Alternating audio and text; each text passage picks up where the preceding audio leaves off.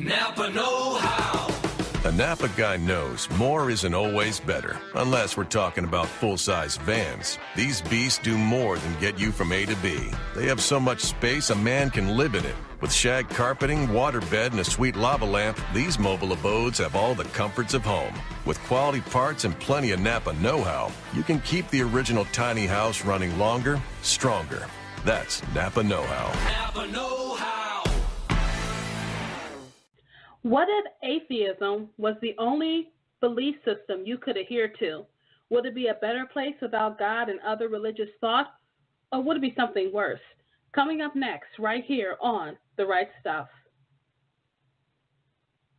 You are listening to the best, the only place to be on Tuesday night. That's right, you're listening to The Right Stuff, and you're at the right place at the right time. From England to Canada, from Detroit to the Poconos, we are showcasing Christian authors worldwide, giving you tips, tools, techniques, and resources for you, the writer, to hone and perfect your craft. Tune in every Tuesday at 7 o'clock p.m. Eastern Time right here on WPJC 104.5. And your host, Parker J. Cole. Hi, and welcome to the show. I am so happy you are here with me today as we talk about another great book with another great author, Michael Mantle. He is the author of the book, The Good Atheist. And you may be wondering, what in the world is Parker talking about today? You're going to find out in just a few moments, so stay tuned right there. And as always, thank you for supporting the show. You know, you make this show what it is. Thank you so much for your support. Been doing this for 3 years, everybody. Can you believe it? 3 years, and now we are under our own network, the PJC Media Network, and it's all because of you. So I cannot thank you enough for being so supportive of The Right Stuff. The Parker J. Cole Show dovetails, and the new family of hosts coming on board in November and October and November. I'm so glad you have been supportive of PJC Media. And also thank you for supporting my books. The Sins of the Flesh series is out on Amazon.com. That's Many Strange Women, The Other Man, Ventral Vows, and my other books, God Forsaken, The Druid Spear, Dark Cherub, all that's available on Amazon.com or wherever books are sold. So go ahead and get a copy of those and let me know what you think. Love it, hate it, leave a review. You know, authors need reviews. It makes us feel better at night when we have reviews. So go ahead, get your copy of my books today, leave a review, and I'm pretty sure I'll be just so thankful that you supported me. If you want to weigh in our topic, you know you can. Call in at 646-668-8485, then press 1 to be live on the air, or hit me on Twitter, Parker J. Cole, #RightStuff with your questions and comments. We're going to go ahead and take a quick short break. We'll be right back after these messages. Don't go anywhere. More with Parker and her guests on the Right Stuff Radio Show. We'll be right back. Engaging the culture's imagination through speculative fiction, the Untold Podcast produces audio fiction from a Christian worldview. Find us over at untoldpodcast.com, where we partner with authors to tell science fiction, fantasy, supernatural, and horror stories. Find links at untoldpodcast.com to subscribe via iTunes, Stitcher, and a variety of other platforms. Each month we produce high-quality audio fiction that's free to download and free to listen. Our submissions are open, and we're always looking to add another great story to over 24 hours of narrative entertainment. Find all of our audio fiction over at www.untoldpodcast.com. Question: if you write a book, everybody will rush out to buy it. Obvious answer, no. If you were a celebrity or if you had a huge marketing budget, then maybe you can get a lot of exposure for your book. Another solution would be to check out joeytweets.com.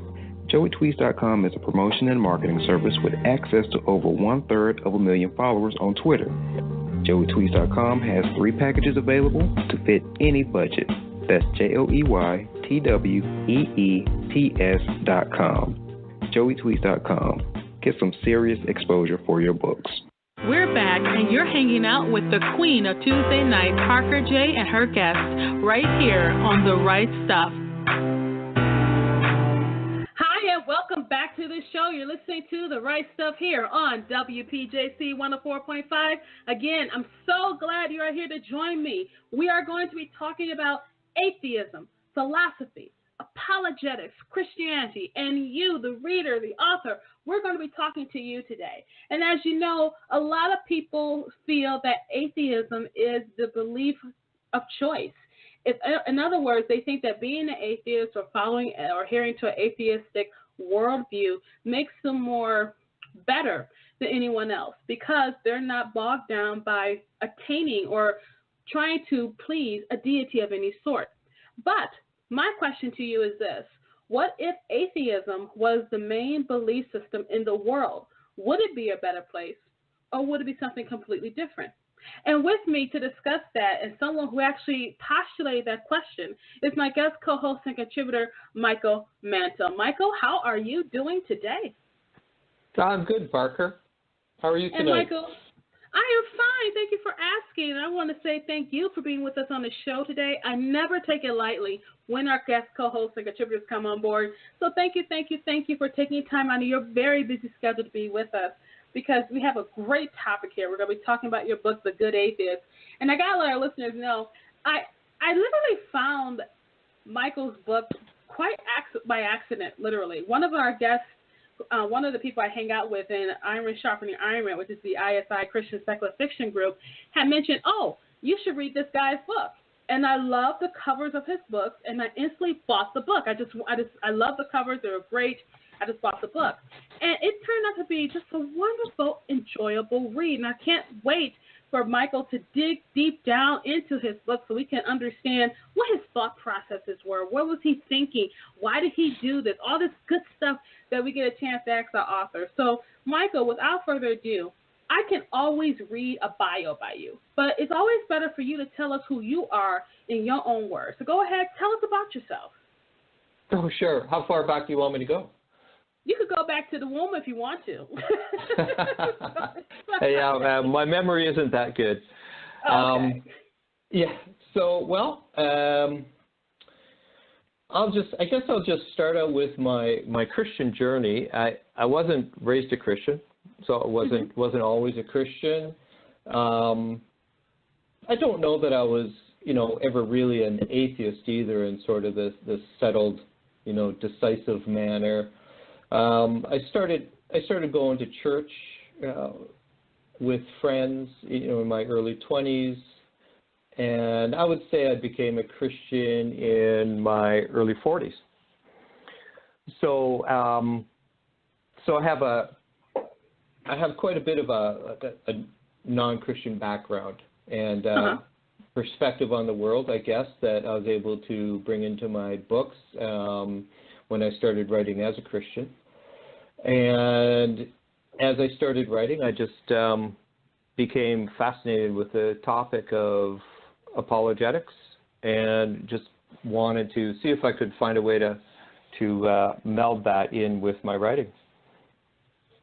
And let me tell you, just as a reader and a fan, you did an absolutely wonderful job. One of the things that's going on right now in apologetic circles, we have all this commentary and narrative and articles, but there's not a lot of apologetic fiction. And some people make it difficult to actually read the book because they feel like they're being preached to, and others can't effectively put apologetics and fiction together. But you, sir, you did a fine job of your apologetics and your fiction. It was absolutely wonderful. And I even told people that in my review. I said I loved it because he blended it quite well, where you didn't feel like as if you were getting preached to. And so, because I've read your book and I know about that apologetic material in it. So before we get into your book, how did you get started into apologetics?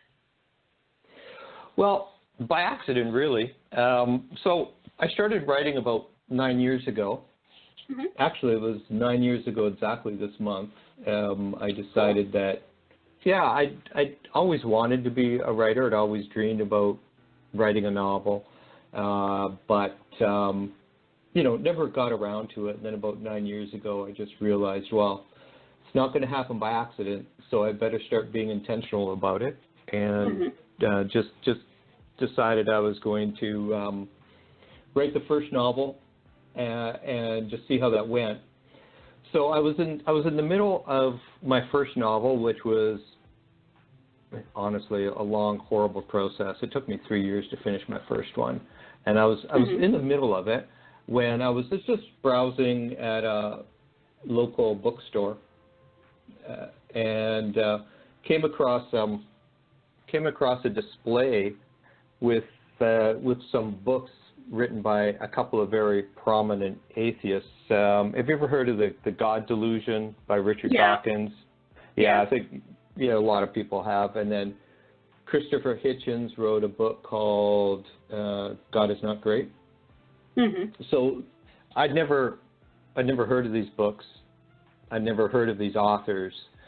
I really knew very little about atheism or the movement that had started and has become known as the New Atheism. Didn't know anything about it. Wasn't on my radar at all. But anyway, saw these books, and of course, as a Christian, a book with the title "The God Delusion," and then God Is Not Great sort of caught my eye, and so I picked them up and had a look at them. And then one of the books, I forget which one it was.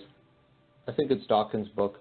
On the jacket, these were the hardcover editions, and on the jacket it said that it's my hope that any believer who picks up this book will be an unbeliever by the time he puts it down. And I sort of thought, yeah. So I sort of thought, that's an interesting challenge. And one of my professors I just recently graduated from seminary, and one of my favorite professors, he always said, and I don't, I'm not quoting him exactly, but the point of what he was saying was, never be afraid to seek out the best arguments and the best representatives from those people that take an opposite point of view. So I thought, okay, you know what? I'm going to read these books out and see what they have to say. Because I really didn't know what kind of arguments atheists might have against God. So I thought, well, I'll read the books and just see. And I read Dawkins' book through a couple times just to make sure I wasn't missing anything. And it was interesting because when I put the book down, getting back to Dawkins' original challenge, that he expected that believers would put the book down, they'd be unbelievers by the time they finished it. So by the time I finished it and put the book down, my first thought was, wow, if this is the best that atheists can come up with, then believers don't really have a whole lot to worry about. Wow, really? Because I found that his arguments weren't very deep or very well thought through. Most of them could be answered very easily with just a little bit of research. There were a couple of points he came up with that caused me to really think and dig deeper and do some research. Right. So that's kind of how I got into apologetics, was reading these two books by a couple of very high-profile, prominent atheists that were, clearly putting out a challenge to my faith, to every believer's faith. And I thought, if Christianity is true, then we're going to have, there's got to be some good answers to the points that the atheists were making against Christianity. So that's how I got into the field of apologetics. I just started researching answers to the arguments that they were making in their books against God, and didn't really know anything about the world of apologetics. I didn't even know who William Lane Craig was, and anybody that knows anything about apologetics knows all about William Lane Craig. WLC is, right? They know who he is. Yes. Yeah, exactly. So just to say what a neophyte I was, right? Mm-hmm. So I just discovered that there was just a wonderful world out there of excellent Christian authors and Christian apologists that had the kind of answers that I was looking for, and it was quite a blessing to discover these great writers. There's a lot. And so that's how I got into apologetics, by reading a couple of books by very prominent atheists. It's funny you mentioned that, Michael, because that's how I got into apologetics myself. I remember probably in 2004, I was outside working my second job, worked a midnight job, and this guy came up to me. I have no idea what we were talking about, but he started posing all these kind of questions to me, and I didn't quite have the answers to them. And I'm listening to this guy like, you're wrong, but he was just bringing stuff out. And then I remember at the end of it, I said, well, what is your solution to everything is? And then he goes, well, be good. And I was like, well, then what's the point of being good if everything you just said is this? I remember thinking that, but I had no response to his questions then. And so that's how I got into apologetics, was through an atheist. And if I saw him today, I'll probably kiss him on the cheek, thank God for him, because I think sometimes not all atheists are atheists to be belligerent like some have been. There are atheists who are out there that have sincere questions, and they want sincere, well thought out, well-reasoned answers to, not just do it because God said so. Some people don't want to hear that, and I totally can understand that where I didn't understand that before. And so I'm glad that we share that common bond in a way, that an atheist brought us into apologetics, which is great. I think that's absolutely wonderful. And then when you mentioned WLC, I was like, yeah, I mean, for him, I don't know if he ever did debate William Lane Craig. Do you know if he ever debated him or not, Michael? No, he didn't. Yeah. Dawkins has debated some other prominent apologists. There's an excellent, you can find it on YouTube if you Google it, it'll come up. Dawkins debated John Lennox, and he's debated Francis Collins, and Christopher Hitchens has debated them as well. But Dawkins said that he would never debate William Lane Craig, although I believe Hitchens did. Yeah. So, but if you go onto YouTube, you'll find, William Lane Craig still got a lot of debates on YouTube and stuff.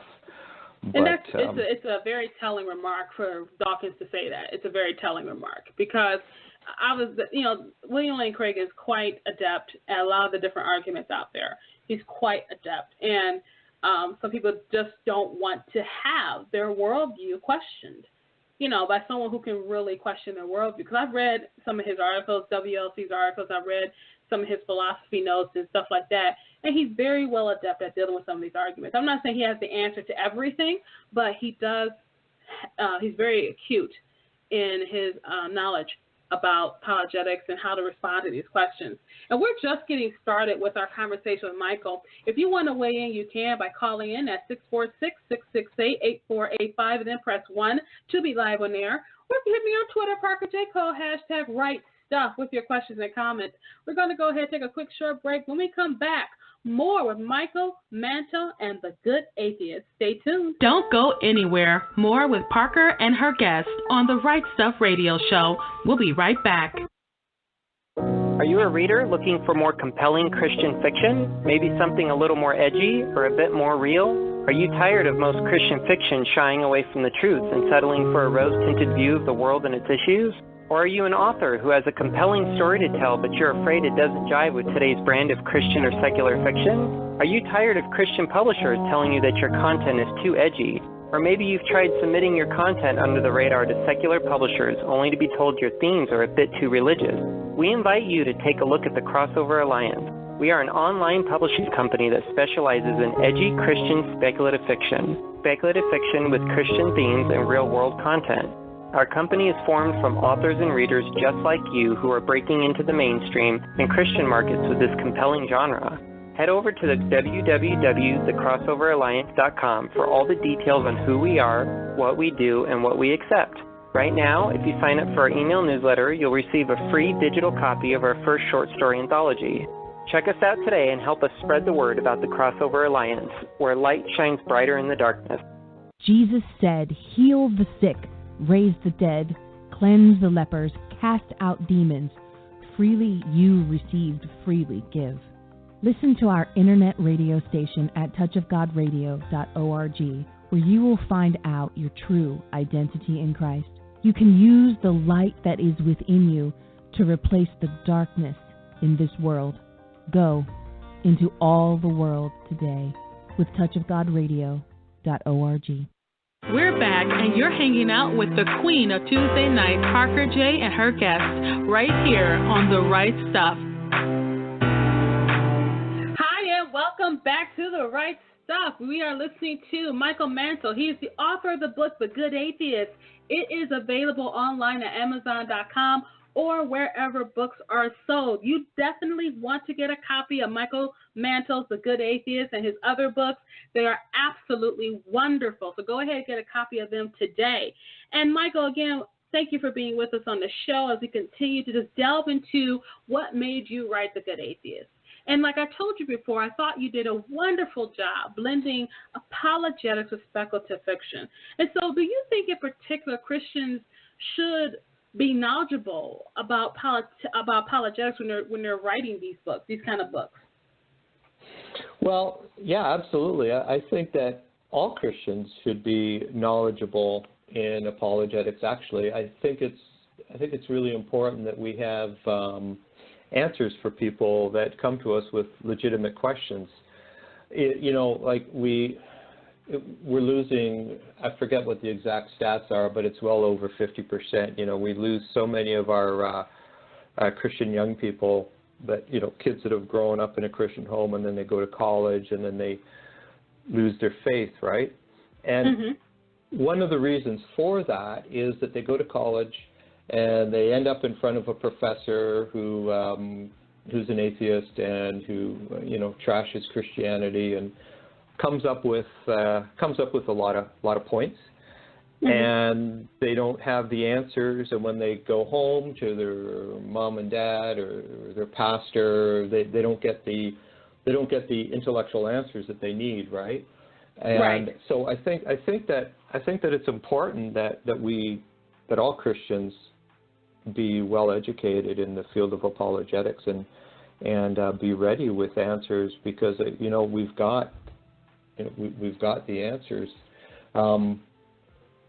So I don't think that I think it's a shame, that so many Christian young people are leaving the faith for these reasons, because I don't think that there is any need for it. So yeah, absolutely. I think that we should all be very knowledgeable about apologetics. And I think you make a good point, because a lot of people just think, I was going to send my kid to church. And like I say on the show all the time, the Lord wants us to love us with everything. That includes our mind, the intellectual part of us that can reason and analyze these things. And like I told people before on the show, people who listen to me, God has stood up to scrutiny for a very long time. He can stand up to scrutiny. He can stand up to your questions. He can stand up to your doubts. He can stand up to your anger even. Or why does it have to happen to me? He can stand up to that, because the Bible says, cast all your cares upon me because I care about you. And that includes everything. Some people have been taught you can't get angry at God. Well, I think you can. You can get angry at God, but it's okay. Your kids get mad at you, and you kind of go, okay, you'll get over it, kind of like that. But we can definitely honor the Lord and ourselves and our faith by being more knowledgeable about these very tough questions, especially when they go off to college. They're already gone. And actually, Michael, I think AIG, they said that they're actually gone by the time they're 13 years old. It just hasn't been official until they get to college. By the time they're 13 years old, they've already left the faith. But they're still at home with mom and dad. But they already left it because those questions are being taught at earlier ages in different schools and stuff. So it's also, I think it's more younger now, not just in college too. So it's a really good point that you made there. And so I can tell that, were you going to respond to that? Nope, go ahead. Oh, okay. Now I could tell that an atheist was a catalyst in your stories. And who was that atheist that was the catalyst that kind of got this story together, and why did you use him?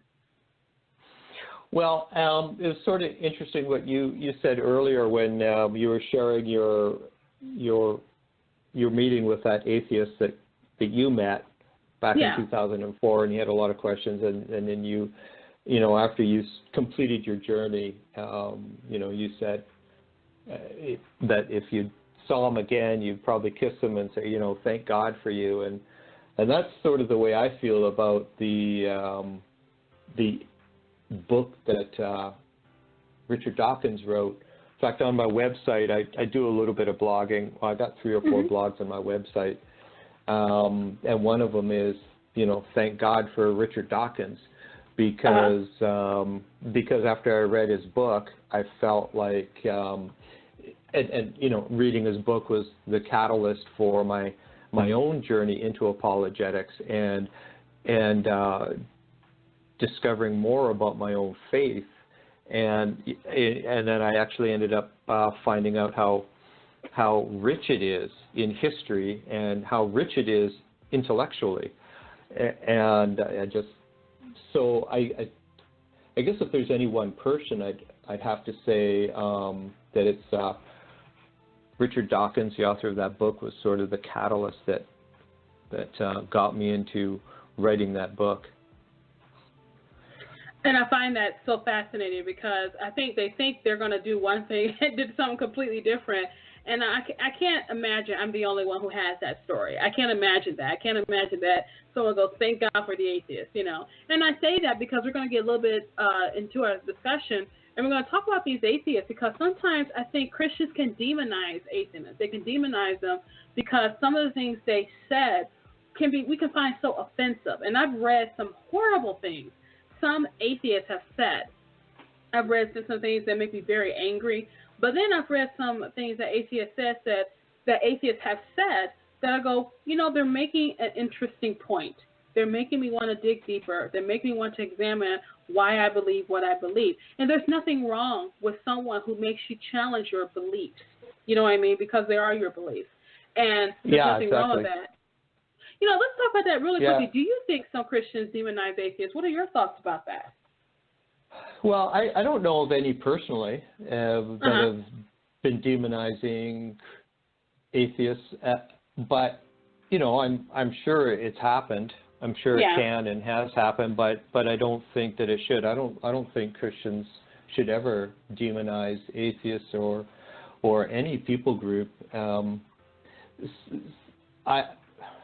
Because I don't think God is afraid of our questions. So if people have questions and they have doubts about God, or they have reasons for not believing in God, God's not afraid of that, and we don't have to be afraid of that either. Our response should not be to demonize them or treat them like enemies, because they're not the enemy.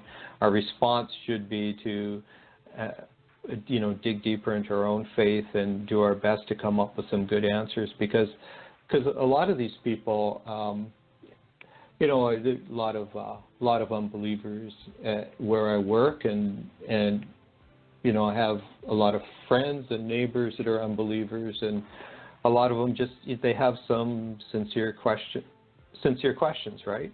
They have some, maybe they've had some bad experiences in life that have caused them to, doubt God. And so a lot of them are, they hold their position, sincerely, and they just need to be treated at that level, not demonized, but just have any questions that they might have answered in a respectful way. That's a very good thought to some of our listeners out there who may be listening, because especially if you love apologetics and you want to see if you can blend your apologetic knowledge with some sex fiction, or any fiction for that matter, whether it's romance or something like that, we want to make sure that we honor people's questions without demonizing them. Because some people can. I remember one atheist was ranting on Facebook to another Facebook feed I was reading, and he said in his area he had been threatened. He had been threatened with his life, had been vandalized, and I was like, well, that's definitely not a Christian attitude. And then he said the Christians here are all have this Christian privilege, and I said, where are you at? I remember thinking that and asked him, but I remember like, where are you at? And he said, they get all the power. I said, you must be in a microcosm, somewhere because that typically isn't what I see on a national scale. But wherever he lived at, he was being attacked by the local Christians in that area. And everyone knew that is not a Christian attitude. We can recognize that is not a Christian attitude. But so that's why I wanted to make sure we bring that up. And so if someone's out there and they may be belligerent to an atheist, you don't have to be. Like we said earlier, God can handle our questions. He stands up to scrutiny all the time. And so what I wanted to do was talk about the good atheist. And the premise of the good atheist for our listeners out there is one of the premises that atheism is the world belief system. And so I sent this question out to our listeners. I basically asked them, Michael, I said, in order to keep the peace, should governments promote a non-deity belief system like atheism? So I wanted to get what people were saying. So we got a comment from Jeremy in Dothan, Alabama. He says, absolutely not. While I am absolutely in favor of no one religious system having governmental power, even a Christian theocracy is ultimately run by sinners, not our sinless God. To actively suppress religion is to suppress the ultimate authorities that the religions adhere to. Even if that religion is false, there remains a moral standard that is objective to the adherent, within his power to obey or disobey, but beyond his power to twist, and the higher power that the adherent is accountable to. In an atheistic society, society itself, with all its variable members, is the ultimate authority. So any standard is only as immutable as the majority that adhere to it. So, Jeremy, thank you so much for your comment. What do you think about Jeremy's response, Michael? Well, sure, absolutely. I don't think a government should be officially promoting any particular religion, including atheism, because one of the things that, especially the new atheist group, they really promote their ideas as not being faith, but some sort of objective level of ideas that is, not made of faith, but just made of facts. But the reality is that atheism is just one of many worldviews, and especially in the area of new atheism, it really has been becoming a type of religion. So even atheism can be a religion. But I do agree that the government should not promote or make any particular religion, atheism or any religion, the legal religion of the state, because that's just going to cause a lot of problems, obviously. I'm a firm believer in people need to have freedom of belief, freedom of association, and just be free to believe what they want to believe and not be coerced by the government in any particular area. We got another comment from Sheila in Detroit. Sheila, thank you so much for your comment. Sheila says, this is a classic example of the beginning of one rule government. This happened in Genesis chapter 11 with the introduction of the Tower of Babel and the consequences that happened as a result of man's heart. Daniel is confronted with worshiping a false god, and he did not. The Romans tried to make the people worship Caesar. Hitler in World War II tried the same thing. All through history, it shows how the government tried to force people to throw away, stop, forbid any form of religious belief, and it never worked. Sheila, thank you so much for your comment. Michael? Yeah, absolutely. So, and that's kind of one of the themes that I tackle in my book. So in The Good Atheist and then my other book, The Believer, they're both set about 45, 50 years from now. And I posit a world in which, atheism has become the official worldview that government is enforcing, and they've basically made any other religion or any other type of faith illegal. So, so a lot of governments, a lot of secular governments around the world, and a lot of atheists sort of take the position that, their ideas, because their ideas are not faith-based, that it's the more objective way to go, and that it's going to be better than anything that's faith-based. So, but when it comes to a one-world government, you know, I don't know.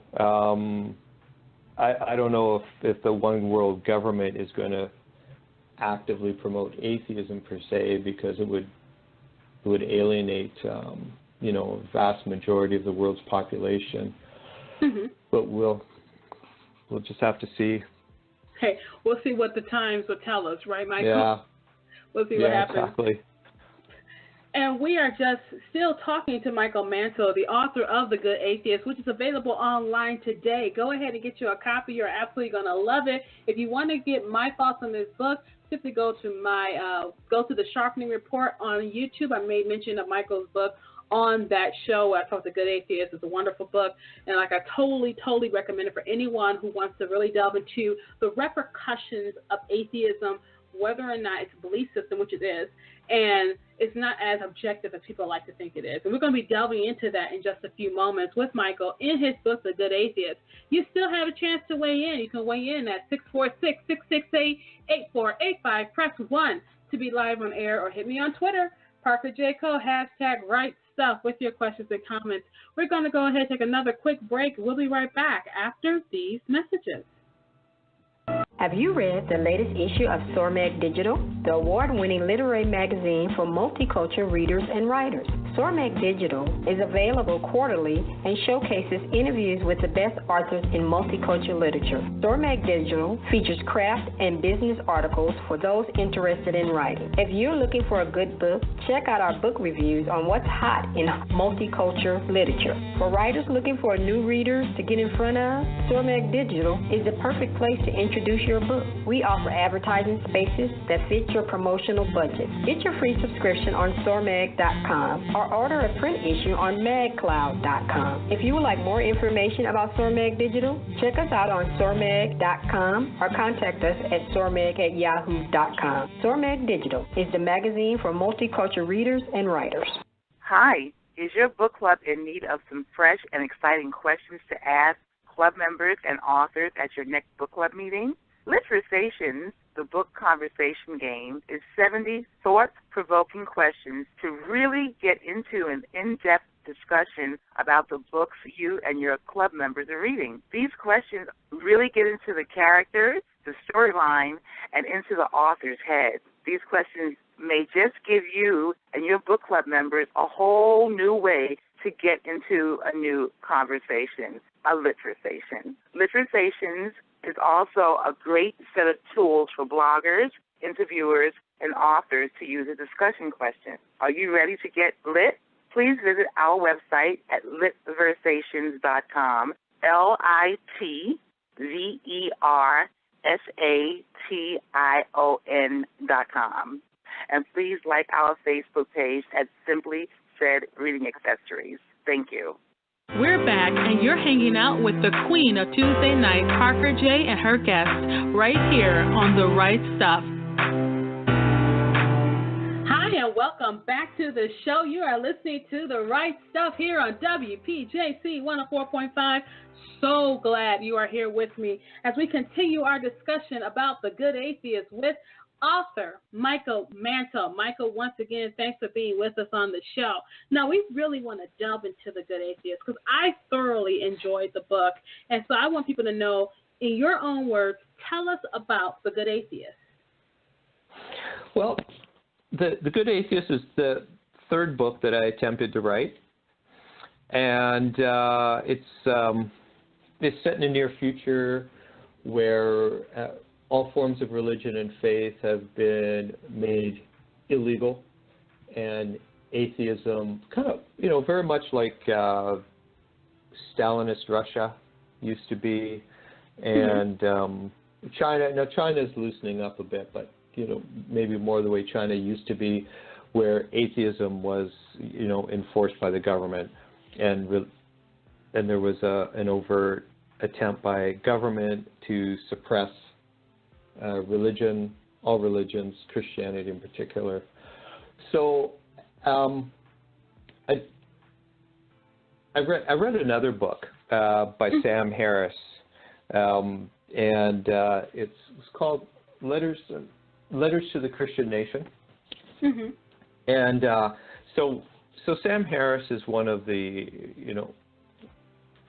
one of the main figures in the new atheist movement, and he said a lot of very, very scary things in his book.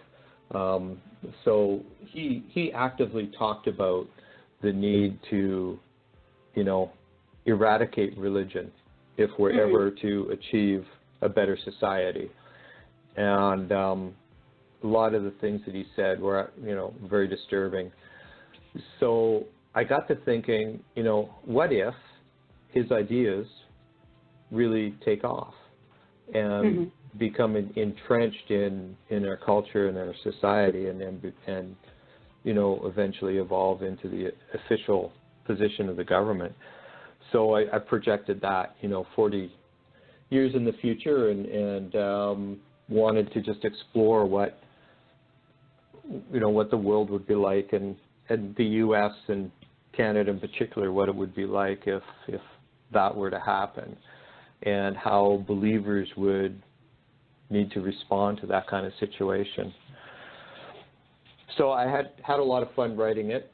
In the process of writing it, I had to explore a lot into the main arguments of atheism, as well as do a lot of research into apologetics as well. And one of the, especially for Christian authors, because as Christian writers, we all have our ideas that we want to talk about, right? And obviously there's a lot of theology and a lot of faith and a lot of belief behind what we're putting on the page. And so there were a lot of things I wanted to say, but the challenge is, how do you do that without coming across preachy? So one of my challenges when I started out on this book was I really wanted to see if it would be possible to mix apologetics, because as I was exploring apologetics, I was just in awe of just how wonderful it was, and just fell in love with it. Yeah.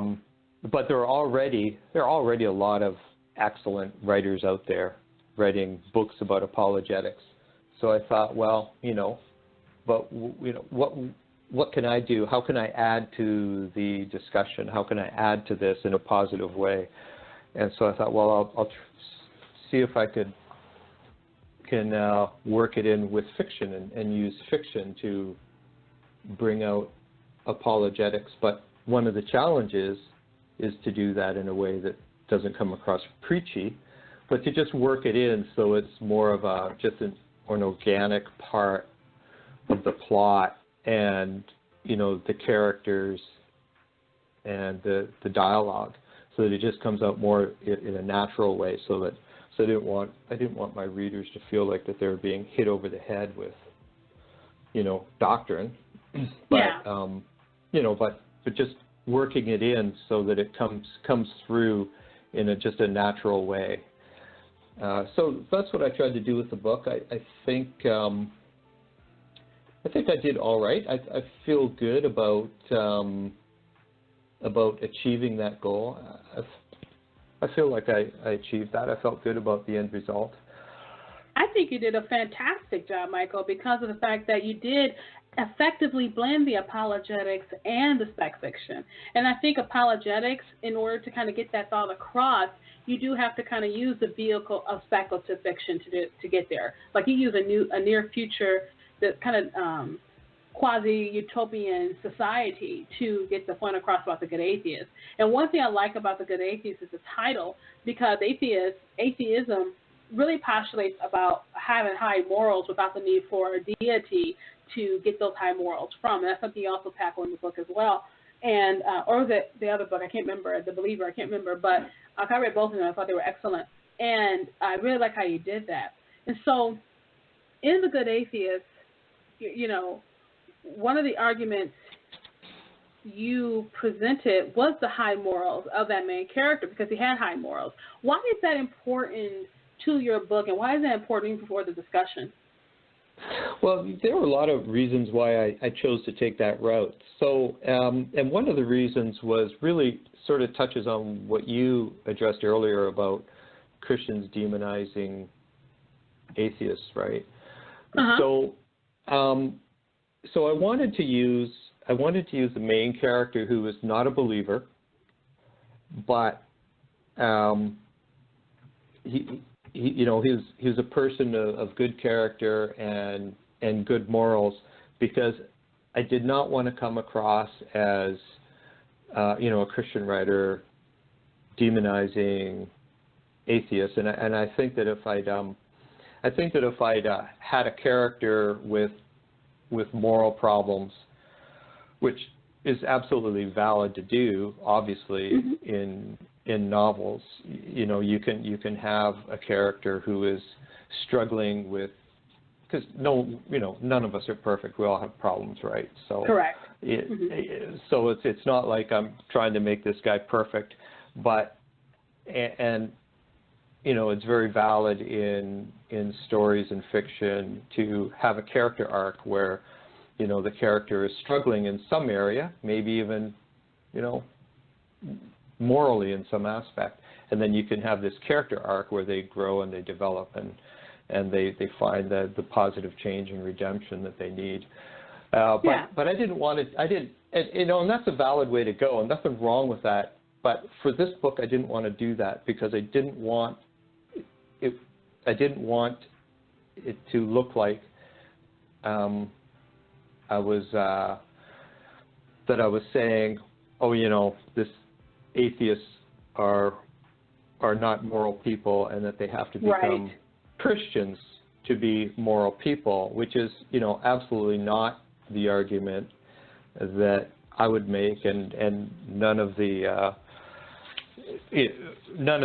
apologists that I read make that kind of argument, because a lot of atheists are very moral people with excellent character. Right. So I wanted to, I didn't want to get into that sort of picture image. So the character is, very moral guy, faithful to his wife, remains faithful to his wife and loyal to the marriage, even though they run into some problems in their relationship and in their marriage through the book, but he remains faithful to her. So he's a good guy, and I wanted to. Another reason why I wanted to do that was because I wanted to address more of the intellectual reasons that the main character was an atheist. So by not having a character development arc, or not having a situation where he's struggling, with morals, it was easier to just sort of clearly focus on the intellectual discussion or the intellectual topics that I wanted to address, and sort of the areas of apologetics that I wanted to bring out, because the journey that he does go through is more of a journey of faith. So as the main character, in the story, grew up believing that his father had disappeared and had died. But early in the story starts out with him receiving the inheritance of a cottage. And as he goes to the cottage to, check it out and see what's in there, he comes across evidence that his father's still alive. And so that launches him on a journey to find his dad and find out, where his dad is, and if he's still alive, how come he hasn't contacted me, right? So he goes on this journey, and along this journey he finds out that his father had become a believer, and that's one of the reasons why he disappeared. And then along this journey he's finding reasons why his father became a Christian. So then that becomes a vehicle to start working into some of the apologetic discussions that I wanted to broach. So and that's a good idea. I thought you did really good, especially with the ID arguments, the intelligent design arguments. I think you use in that, as well as fine-tuning arguments, stuff like that. Use a lot of ID arguments with that book, and I thought they were very accurate for this particular fiction. You know, the fictional world, these questions still exist now. That's why it's a near future type of thing, because when he starts to delve into the reasons, well, why did this man, who is obviously smart, he's a scientist, why did this man become a believer when he obviously know atheism is the best way to be? You don't have to adhere to a God or try to be good to somebody because God told you so. Why would this man, who's obviously smart, become a believer? And I think that's what some atheists probably need to know, though, Michael, is the fact, how does a person become a believer? I know we had a couple of years ago, I had a young lady on my show. She was an atheist, and she said, I grew up like with a Christian culture, but she said I was an atheist. And then when she went to college, she said, I really was an atheist. And so people said, well, if you were an atheist and became a believer, then you weren't really an atheist. I said, oh, okay. So she can't win either way. She could say I was an atheist, and they said, well, you weren't a real atheist. I mean, what's a real atheist? You know, what is it? So, but you made a really good point. She was just a pretend atheist. Yeah, until she became a Christian. Yeah. Then you know how that goes. And so I like how you really blended all of that together in the book, the ID arguments, the apologetics, the what-if questions. I love all of that. And I think what I really liked especially was your world system, how they enforce this, and how they say, well, we're going to take them to be retrained. I think you said either retrained or reprogrammed so they can get back re-educated. Yes, thank you. Re-educated. Yeah, I called it re-education. And I like how you did that. The Tolerance Bureau. The Tolerance Bureau is the official police organization that's out there and has been set up by the government to enforce atheism. I had a lot of fun with that. We got a comment from David in Portland, Oregon. David says, people like to complain about something not being fair. How can people know something is fair or not fair unless there is a guy who set down some rules? David, thank you so much for your comment. Mike, you want to respond to that? Yeah, so that's actually one of my, that gets into the moral argument for the existence of God. So, like, there's three main arguments for the existence of God. One of them, as we just talked about, is the ID, or the argument from design. So intelligent design. So the idea there is, we have a world, a universe that has obviously been designed.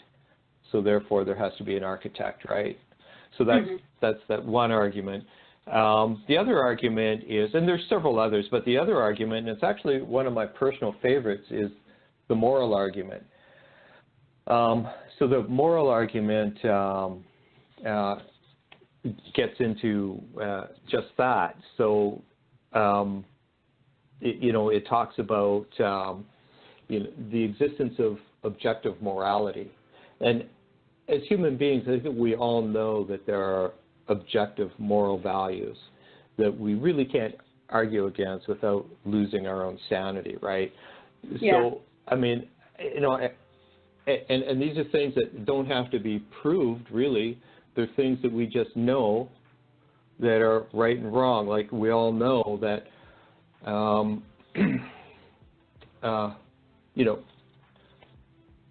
napalming, innocent children is evil, right? That's not a cultural predisposition. That's not something that could be possibly situationally correct, or it's not just that, in our Western culture, that's what we grew up to believe. No, like things like that, like napalming babies or murdering innocent people is wrong. And it's objectively wrong, and it remains wrong regardless of what you happen to believe. So, if the Nazis had happened to win World War II and, took over the world, and they were able to, enforce their idea that murdering Jews and disabled people and other minorities was okay. Well, it still wouldn't be okay even if everyone in the world believed it was okay, right? It's still right. So it's objectively evil, and it's actually it's one of my favorite arguments for the existence of God. It's actually the argument that won over C.S. Lewis, one of the most famous atheists, to convert to Christianity. He was won over by that very argument because he was one of his main arguments when he was an atheist. One of the main arguments that he would bring up against God was the injustice in the world and how unfair things were. And if there is a God, then how come there's so much injustice in the world? But then he realized, hey, wait a minute. How do I even know about this idea of justice and injustice? How can I even talk about something being just or unjust unless there's a God? And so he had one of those. That was really the thing that brought him to the realization, hey, there's got to be a God. Because if there's no God, then all our discussions about morality are meaningless and comes down to really nothing more significant than what's preference of flavor of ice cream. You like, right? So if there's no God and we get to make up our own rules, then really you end up with a world where might becomes right, and anything is permitted as long as you've got the power.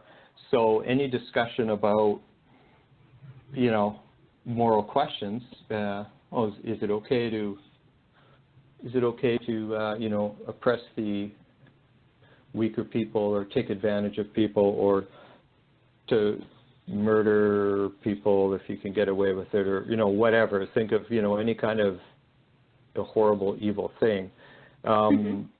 Just really comes down to your personal preference, whether you think it's okay or not, or whether you like to do it or not. But there's no one without a God. There's no one above us to set those laws. But we all know these things are wrong. So, I think that is a very compelling argument for the existence of God. Because somebody had to set that moral order in the universe. Exactly. And there are some people who would try to explain that away. They'll say, well, it's not God, it's our alien creators. I say, oh, okay. So you can't win. Yeah, anyway. and that doesn't really work, though, either, because if it's not God and it's just our alien creator, or if it's just, or what most atheists will say is, it's just the way we're raised, it's just our culture. Well, see, that doesn't really work, because if that's all it is, then there's nothing compelling me to obey it. Exactly. Because I don't have to obey my culture. In fact, my duty as a Christian is to disobey my culture when I have to. If my culture has ideas or rules that are wrong, right? So. Yeah. Kind of like what a lot of people are experiencing right now in our culture right now is that the drive from the culture to change the church, to make the church more pliable to the culture and postmodernism. And some people are capitulating to that and others aren't. And so this one gentleman at our church, I don't know if you even heard of him, I can't think of his name right now. He came to our church. He wrote The Great Evangelical Recession. He talked about that and how basically the church is in like this movement where the people who are going to either bow to the culture or they're going to stand against it. And standing against the culture can be pretty hard. It can be pretty hard, And so you made a really good point with that. And you know what, Michael? We've had so much fun that we are out of time for this edition of the show. So what I want to do is we're out of time. So what I want to do is let people know where you are online.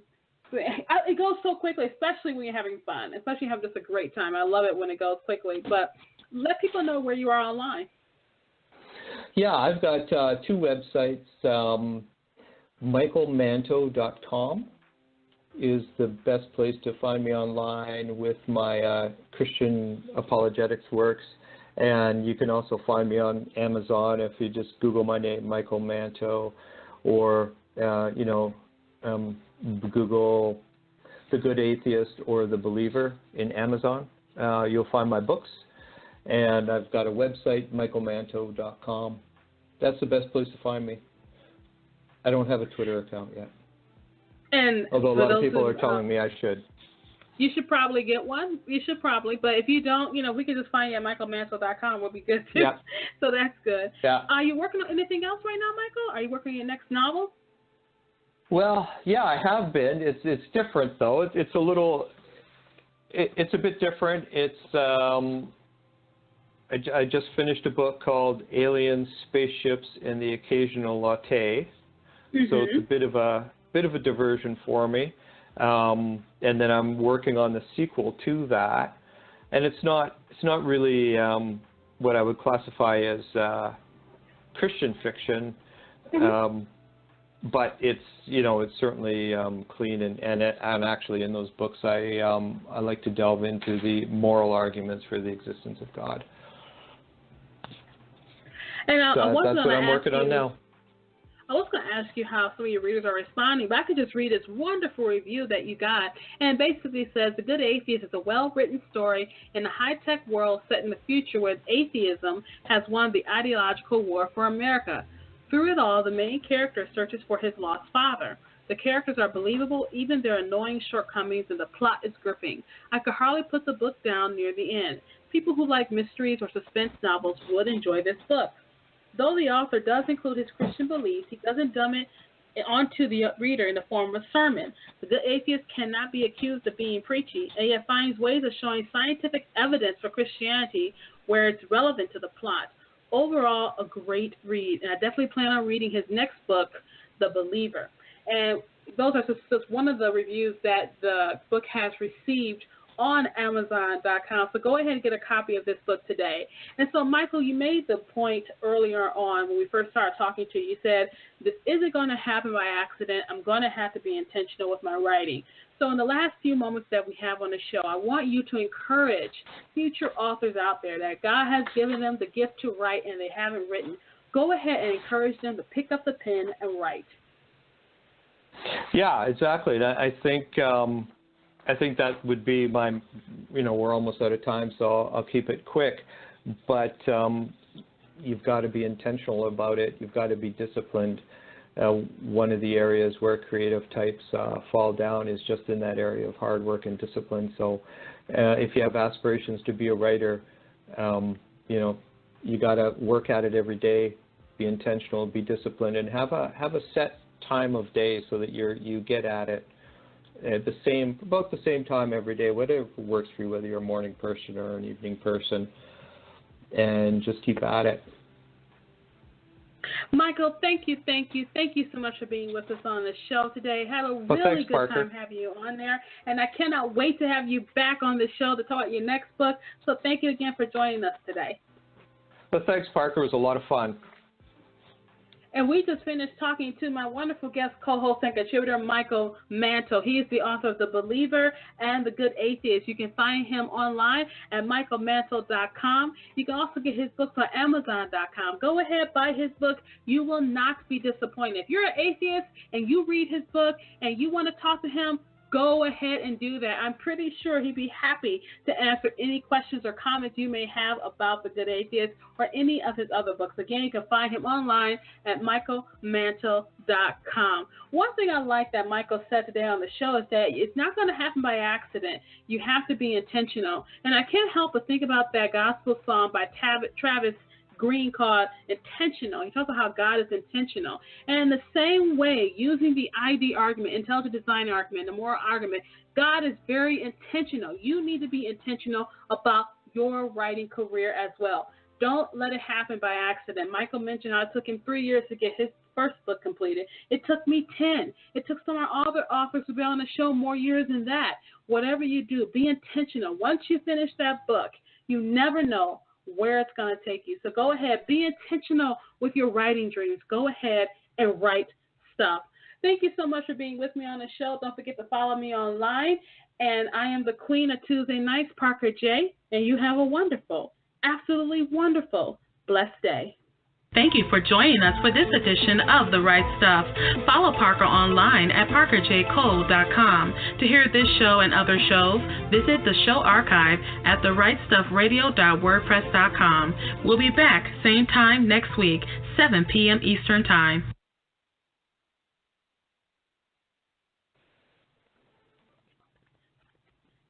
Take in the sounds of summer with a refreshing iced drink from Tim Hortons. Sip our new peach iced tea as you fire up the grill. Savor our iced coffee to start off your weekend getaway. Or try our new strawberry lemonade while picnicking in the park. Make your own summer soundtrack with an iced drink from Tim Hortons. Try a small for just $1 today. Offer only valid on small iced beverages, not valid on fountain drinks, iced latte, or bottled beverages at participating U.S. restaurants for a limited time. At Tim Hortons, we've got something new. Because we know change is exciting. Change is good. Change is delicious. Try our new hash brown sticks. Golden and crispy, they're perfect for dipping and sharing. Pair them with our new Western omelet breakfast sandwich. Get both for just $3.49. Only at Tim Hortons. At participating U.S. restaurants for a limited time. Offer valid with biscuit, English muffin, and classic bagel breakfast sandwiches with protein, Western omelet, and cheese.